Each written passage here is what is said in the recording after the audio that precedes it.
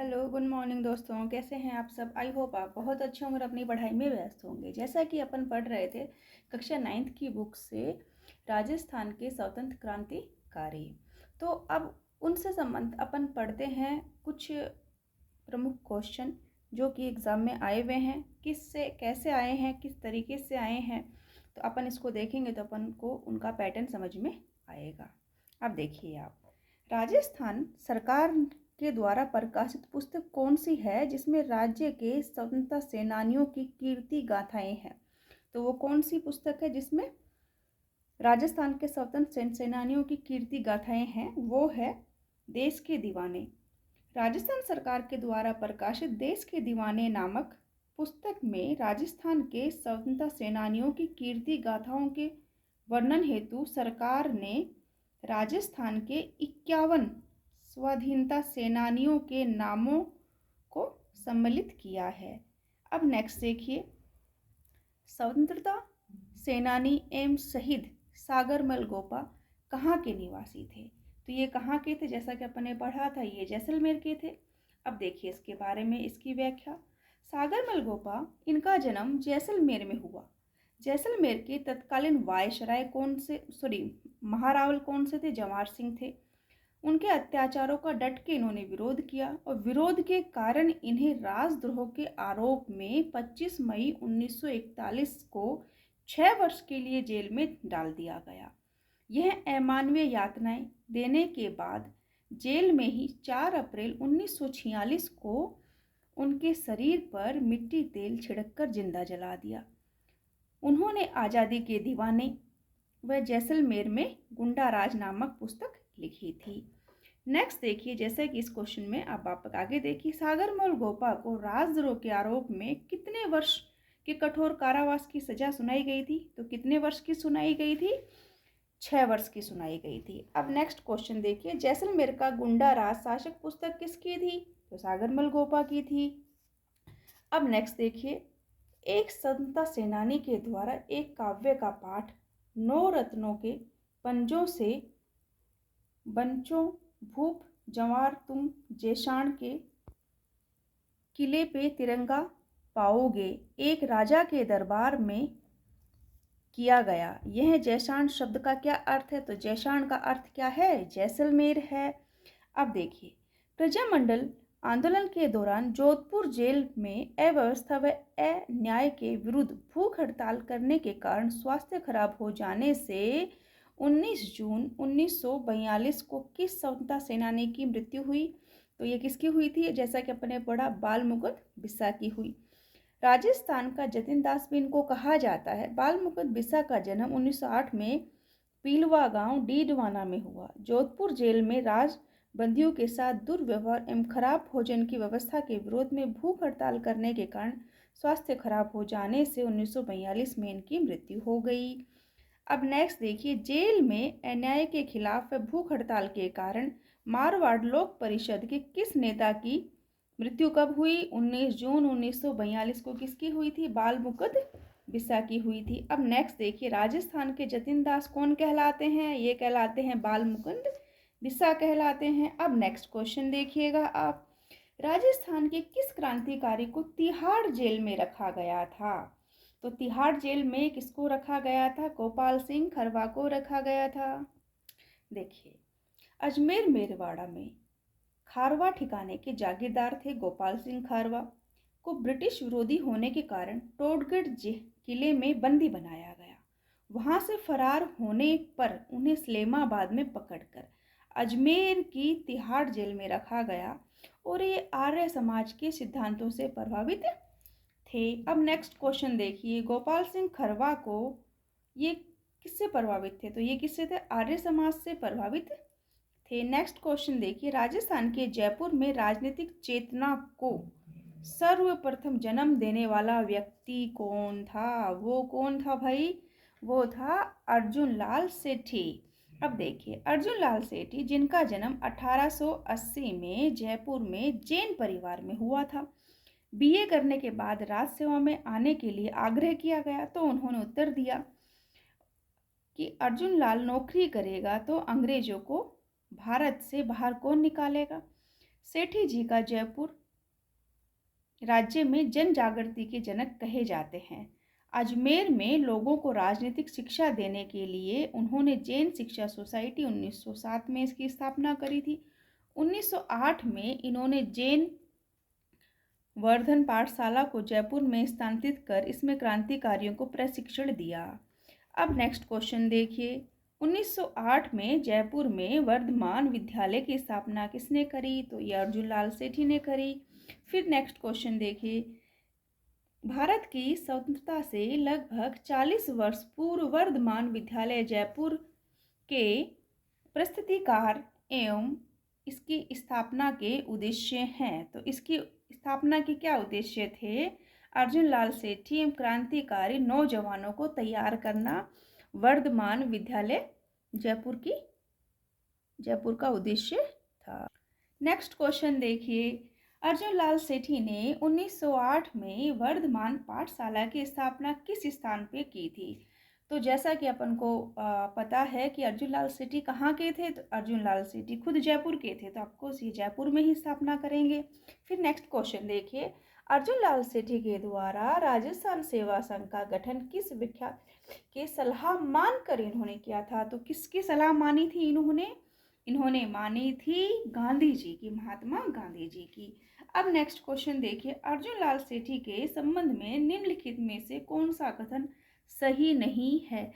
तो सही नहीं है का मतलब इसको कीजिएगा अंडरलाइन, और अब इसमें अपन को पता है सही नहीं है, तो यानी अपन को क्या बताना है? गलत बताना है। अब देखिए, उन्होंने अपना कैरियर चोमू के ठाकुर के निजी सचिव के रूप में प्रारंभ किया, यह सही है। उन्होंने मथुरा में एक जैन विद्यालय में अध्यापक के रूप में काम किया, ये भी सही है। उन्होंने जयपुर में वर्धमान विद्यालय और एक छात्रावास खोला, ये भी सही है। निमेज हत्याकांड उनकी सहभागिता सिद्ध हो गई और उनको बरेली जेल में रखा गया।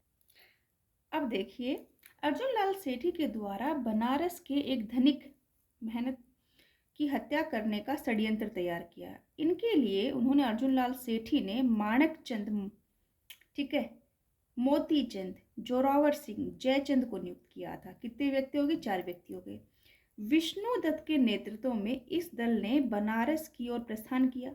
20 मार्च 1913 को आरा जिले में निमेज के उपासहरे में उस धनी और उसके नौकर मेहनत भगवान दास की हत्या कर दी। उपयुक्त सभी क्रांतिकारी गिरफ्तार कर लिए गए, जिनमें से मोती चंद को मृत्युदंड, विष्णु दत्त को आजीवन कारावास दंड मिला। जोरावर सिंह को प्राण दंड की सजा दी गई, परंतु वो पकड़े नहीं जा सके। सबूत के अभाव में अर्जुन लाल सेठी को गिरफ्तार नहीं किया गया।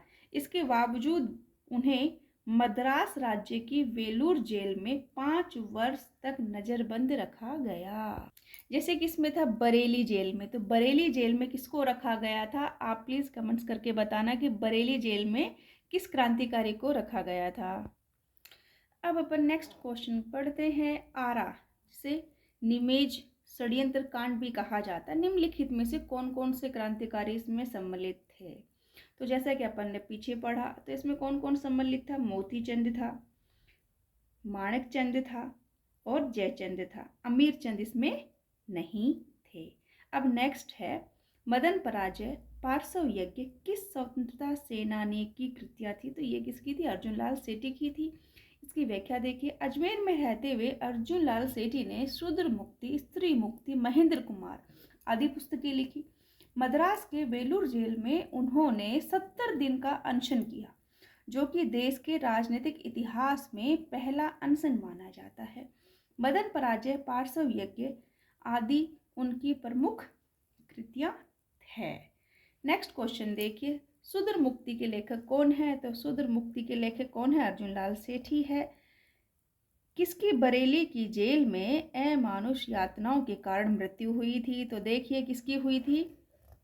ये हुई थी प्रताप सिंह बारठ की, जो कि किसके बेटे थे? केसरी सिंह बारठ के बेटे थे। अब नेक्स्ट देखिए, इसकी व्याख्या देखिए।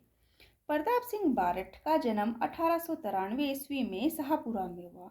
उन्होंने अर्जुन लाल सेठी की जैन पाठशाला में प्रशिक्षण प्राप्त किया। बनारस षड्यंत्र केस में 5 वर्ष के कठोर कारावास की सजा होने पर भारत सरकार के गुप्तचर निदेशक चार्ल्स क्लीवलैंड ने बरेली जेल पहुंचकर उनसे भेंट की। रास बिहारी बोस की गतिविधियों की जानकारी देने के लिए प्रलोभन देते हुए कहा कि तुम्हारी माँ दुखी है। तब प्रताप सिंह ने कहा, मेरी माँ को रोने दो जिससे किसी अन्य माँ को न रोना पड़े।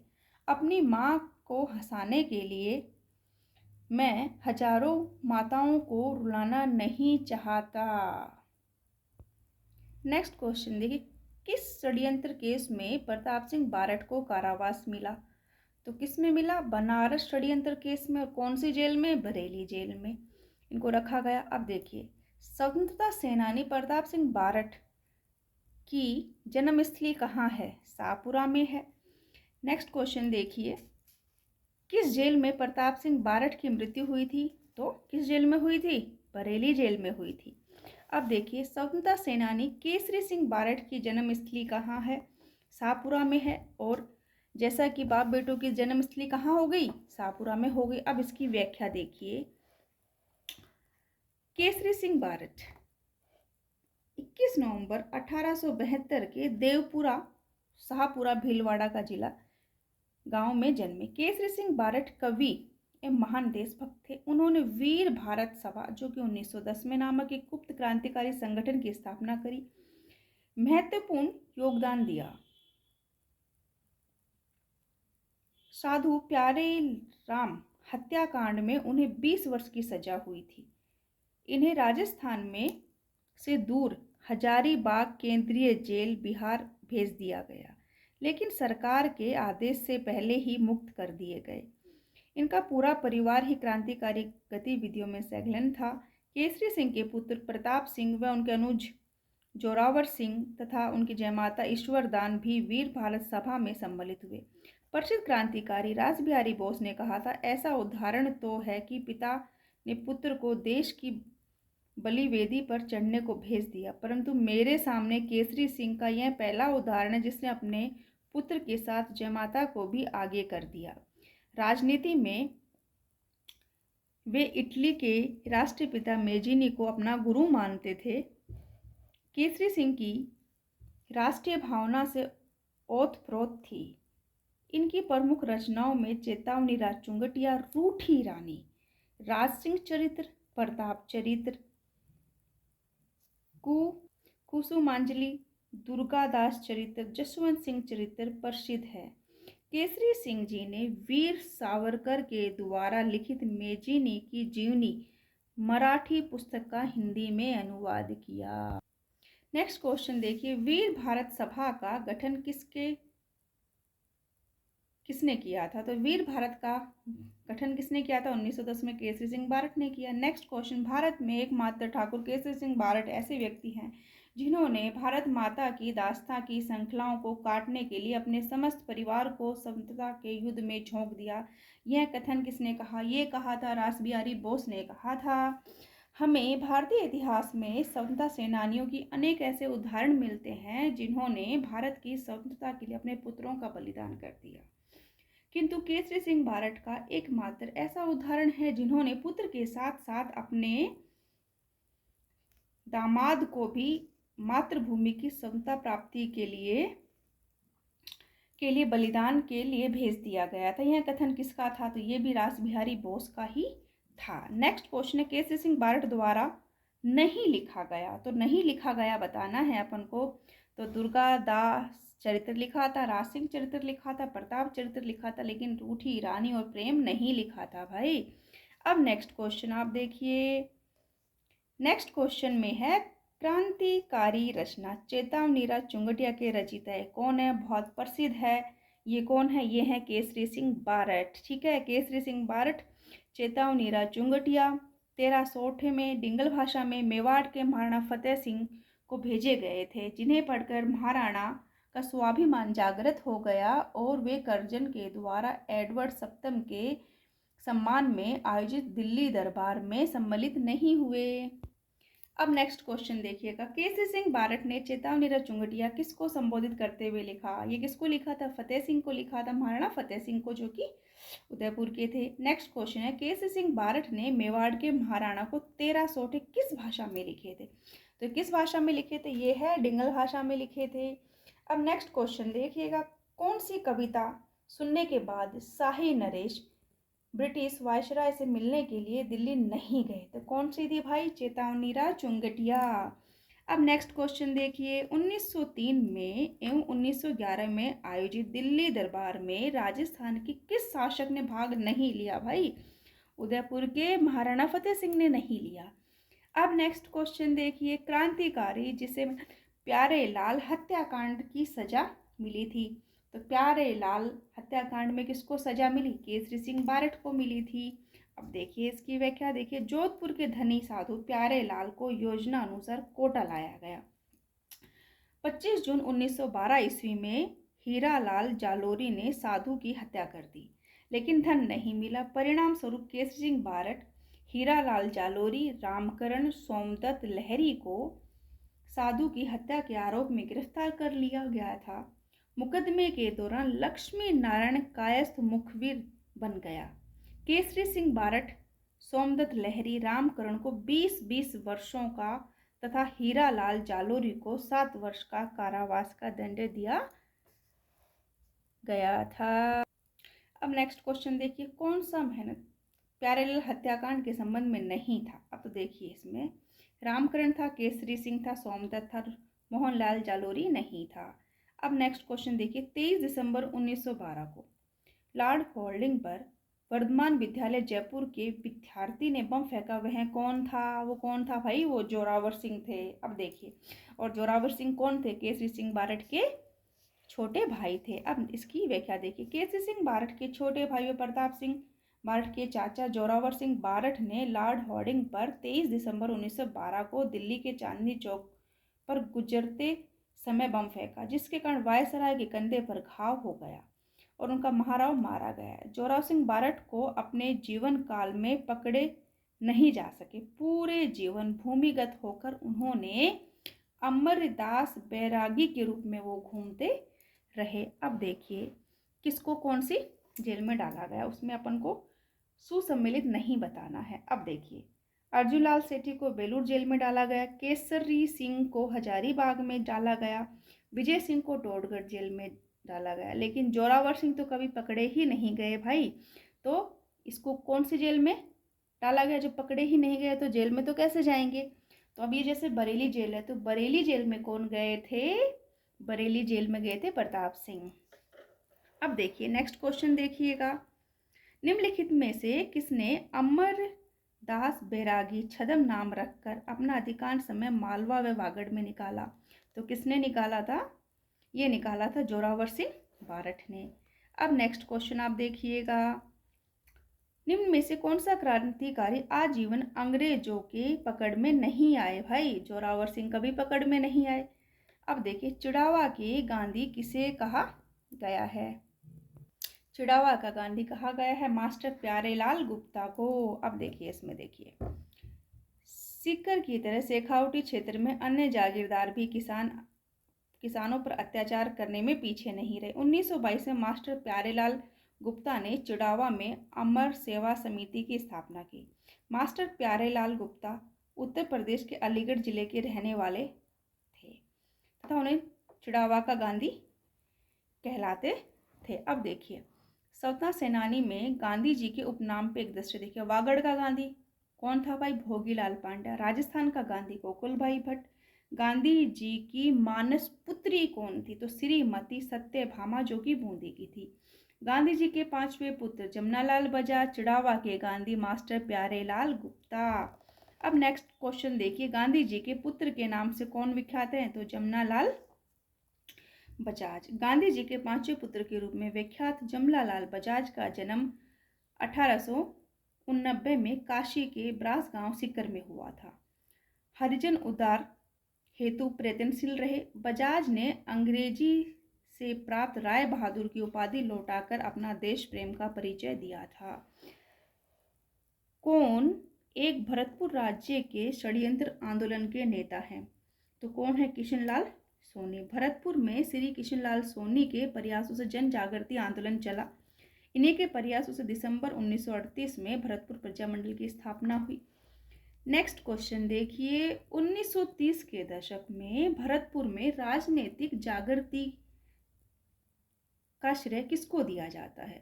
तो जैसा कि भरतपुर में अपन पढ़ रहे हैं, तो कौन है? श्री किशनलाल जोशी। अब अपन नेक्स्ट क्वेश्चन देखते हैं, राजस्थान की राजनीतिक जागरण में अग्रणी रहे त्याग भूमि समाचार पत्र। जैसे कि अपन ने पढ़ा था, तो त्याग भूमि किसकी थी? त्याग भूमि है हरिभाव उपाध्याय की। हरिभाव उपाध्याय जो कि औदुंबर नवजीवन त्याग भूमि नामक समाचार पत्रों का संपादन किया। त्याग भूमि का प्रकाशन 1927 में विजयदशमी को शुरू हुआ। इनका प्रत्येक अंक 64 पृष्ठ का होता था, जिसमें 16 पृष्ठों पर नारी जागरण हेतु आरक्षित थे। ठीक है। इन्होंने महिला शिक्षा सदन, सस्ता साहित्य मंडल हटुंडी अजमेर में व 1945 में गांधी आश्रम नामक संस्थाओं की स्थापना करी। हटुंडी अजमेर में गांधी आश्रम की स्थापना किसके द्वारा की गई? तो खुद ही अजमेर के थे, तो हरिभाव उपाध्याय ने करी। नेक्स्ट क्वेश्चन है, त्याग भूमि मासिक हिंदी समाचार पत्र में 64 पृष्ठों में से कितने पृष्ठ स्त्रियों की सामाजिक जागृति के लिए आरक्षित थे? तो कितने थे? अब अपन कितने हैं? 16%। अब नेक्स्ट क्वेश्चन देखिए, वीर भारत समाज की स्थापना करी। समाज में कौन पंचायती करता है? विजय सिंह पथिक करता है। अब नेक्स्ट क्वेश्चन देखिए विजय सिंह पथिक के बारे में। विजय सिंह पथिक का वास्तविक नाम क्या था? भूप सिंह गुज्जर था। इनका जन्म उत्तर प्रदेश के बुलंदशहर में हुआ था। राजस्थान के बिजोलिया किसान आंदोलन में विशेष रूप से सक्रिय होने के कारण इन्हें किसान आंदोलन के जनक माने जाते हैं। जनवरी 1915 में पथिक, जिनका नाम क्या था? भूप सिंह, रासबिहारी बोस के आदेश पर राजस्थान आ गए थे। उन्होंने ब्रिटिश खुफिया पुलिस को उनकी तलाश थी। राजस्थान में सुरक्षा के लिए इधर उधर भटकने के पश्चात पथिक चित्तौड़ के समीप ओछड़ी के ठाकुर गोपाल सिंह खरवा के पास आ गए। यह पथिक का बिजोलिया किसान नेताओं से संपर्क हुआ। उन्होंने अपनी दाढ़ी बढ़ा ली और नाम भूप सिंह से बदलकर विजय सिंह पथिक रख लिया।